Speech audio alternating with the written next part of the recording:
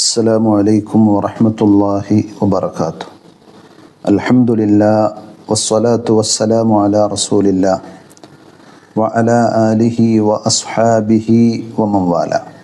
സ്നേഹമുള്ള സഹോദരന്മാരെ, സഹോദരികളെ, ഒരു സത്യവിശ്വാസിയെ സംബന്ധിച്ചിടത്തോളം വളരെ വലിയ ആഗ്രഹവും ജീവിതത്തിലെ അഭിലാഷവുമാണ് മക്കത്ത് പോയി ഹജ്ജ് ചെയ്ത് സന്തോഷത്തോടുകൂടി പുണ്യങ്ങൾ കരസ്ഥമാക്കി തിരിച്ചു വരിക എന്നത്.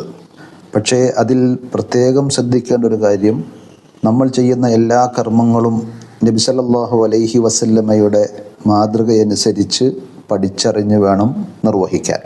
അതേപോലെ അതിൻ്റെ എല്ലാം പിന്നിലുള്ള നമ്മുടെ ആത്യന്തികമായ ലക്ഷ്യം, നമ്മുടെ നിയ്യത്ത് പടച്ചറബിൻ്റെ പ്രതിഫലം ഒന്ന് മാത്രമായിരിക്കണം. അവൻ്റെ തൃപ്തിയും സ്നേഹവും നേടണം എന്നത് മാത്രമായിരിക്കണം നമ്മെ അതിന് പ്രേരിപ്പിക്കേണ്ടത്. അല്ലാത്ത രീതിയിലാണ് നമ്മുടെ കർമ്മങ്ങളും നമ്മുടെ മനസ്സിൻ്റെ വിചാരങ്ങളും തേട്ടങ്ങളുമെങ്കിൽ ആ കർമ്മങ്ങളെല്ലാം നിഷ്ഫലമാകുമെന്നുള്ള കാര്യം ഹജ്ജിൻ്റേതെന്നല്ല, ഏത് കർമ്മത്തിലും ഒരു വിശ്വാസിയുടെ മനസ്സിൽ ഉണ്ടായിരിക്കേണ്ട അടിസ്ഥാനപരമായ സംഗതിയാണ്. പക്ഷേ ഹജ്ജുമായി ബന്ധപ്പെട്ട് ഇന്ന് നമ്മൾ നമ്മുടെ നാടുകളിലൊക്കെ കാണുന്ന ഒരു സംഗതി, ഹജ്ജിന് പോകുന്ന ആളുകൾ സ്വാഭാവികമായും മറ്റുള്ളവരോട് നമ്മൾ യാത്ര പറയേണ്ടി വരും, യാത്ര പറയണം.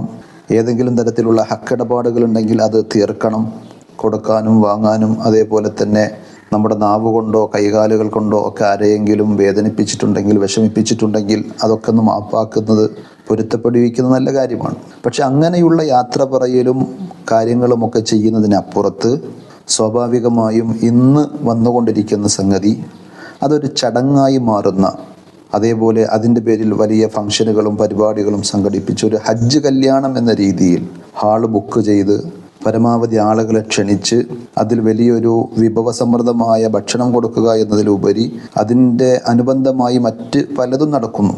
സ്വാഭാവികമായും അതിന് മതപരമായ പിന്തുണ എന്താണ്, അതിൻ്റെ പ്രാമാണികമായ പിൻബലം എന്താണ് എന്ന് പലരും അന്വേഷിക്കാറില്ല, അറിയാറില്ല. സഹോദരങ്ങളെ, നബി സല്ലല്ലാഹു അലൈഹി വസല്ലമയും സ്വഹാബത്തുമൊക്കെ ഹജ്ജ് ചെയ്തിരുന്നു. നിരവധി ഉംറകൾ അവർ നിർവഹിച്ചിരുന്നു. അവരാരെങ്കിലും അവരുടെ ഹജ്ജ് യാത്രയിൽ, ഉംറയ്ക്ക് വേണ്ടിയുള്ള യാത്രയിൽ ഇങ്ങനെ ഒരു സദ്യ ഒരുക്കുന്ന അല്ലെങ്കിൽ ഒരു ചടങ്ങ് സംഘടിപ്പിക്കുന്ന ഒരു രീതി, യാത്രയയപ്പുമായി ബന്ധപ്പെട്ട് ഹജ്ജ് യാത്ര എന്ന പേരിൽ ഇങ്ങനെ ഇന്ന് കാണുന്ന രൂപത്തിലുള്ള ഒരു പ്രവൃത്തി നമുക്ക് കാണുവാൻ സാധിക്കുമോ? ഇല്ല എങ്കിൽ തീർച്ചയായും നമ്മൾ സഹാബത്തിൻ്റെ, സലഫുകളുടെ, നബി സല്ലല്ലാഹു അലൈഹി വസല്ലമയുടെ ആ വഴിയും മാതൃകയുമാണ് സ്വീകരിക്കേണ്ടത്. സ്വാഭാവികമായും ചില ആളുകൾ ചോദിക്കും, എന്തേ ഭക്ഷണം കൊടുക്കൽ തെറ്റാണോ? അതിനുവേണ്ടി കുടുംബക്കാരും സുഹൃത്തുക്കളും ബന്ധുക്കളും ഒത്തുചേരുന്നത് തെറ്റാണോ? തീർച്ചയായും അതൊന്നുമല്ല തെറ്റ്.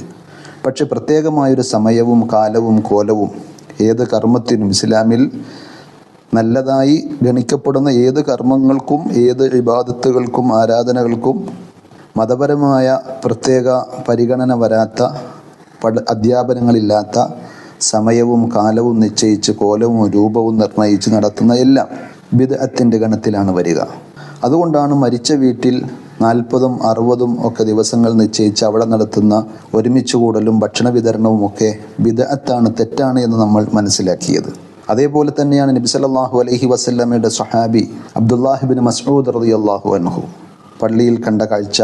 കുറേ ആളുകൾ പള്ളിയിൽ വന്ന് വട്ടം കൂടിയിരുന്ന് ദിക്ർ ചൊല്ലാൻ. അവരുടെ കൂട്ടത്തിൽ ഒരാൾ പറയും, നിങ്ങൾ നമസ്കാരം കാത്ത് പ്രതീക്ഷിച്ചിരിക്കുന്ന ആളുകളുടെ കൂട്ടത്തിൽ വട്ടത്തിലിരുന്ന് ചില ആളുകൾ ദിക്ർ ചൊല്ലുകയാണ്.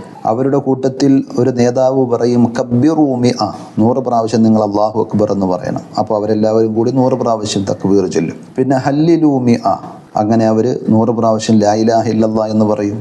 പിന്നെ പറയും സബ്ബിഹൂ മിഅ, 100 പ്രാവശ്യം സുബ്ഹാനല്ലാഹ് എന്ന് പറയും. ഇങ്ങനെ അവർ പ്രത്യേകമായി ദിക്ർ ചൊല്ലാൻ വേണ്ടി വട്ടം കൂടിയിരുന്ന രംഗം കണ്ടപ്പോൾ അബ്ദുല്ലാഹി ഇബ്നു മസ്ഊദ് റളിയല്ലാഹു അൻഹു ദേഷ്യപ്പെട്ട രംഗം നമുക്ക് ഹദീസിൻ്റെ ഗ്രന്ഥങ്ങളിൽ കാണുവാൻ സാധിക്കും. അദ്ദേഹം പറഞ്ഞത്, നിങ്ങൾ മാ ഹാദല്ലദീ അറാക്കും തസ്നഊൻ, എന്താണ് നിങ്ങൾ ഈ കാട്ടിക്കൂട്ടുന്നത് എന്നാണ്. അവർ നല്ലതാണ് ഉദ്ദേശിച്ചത് എന്ന് പറഞ്ഞപ്പോൾ, എന്നാൽ ആയിക്കോളൂ എന്നല്ല പറഞ്ഞത്. എത്ര പെട്ടെന്നാണ് നിങ്ങളുടെ നാശം. നബി സല്ലല്ലാഹു അലൈഹി വസല്ലം ധരിച്ച വസ്ത്രങ്ങൾ നുരുമ്പിപ്പോയിട്ടില്ല, ഉപയോഗിച്ച പാത്രങ്ങൾ ഉടഞ്ഞു പോയിട്ടില്ല, അപ്പോഴേക്കും നിങ്ങൾ ഫിത്നയുടെ കവാടങ്ങൾ കൊട്ടിത്തുറക്കുകയാണോ എന്നാണ് ചോദിച്ചത്.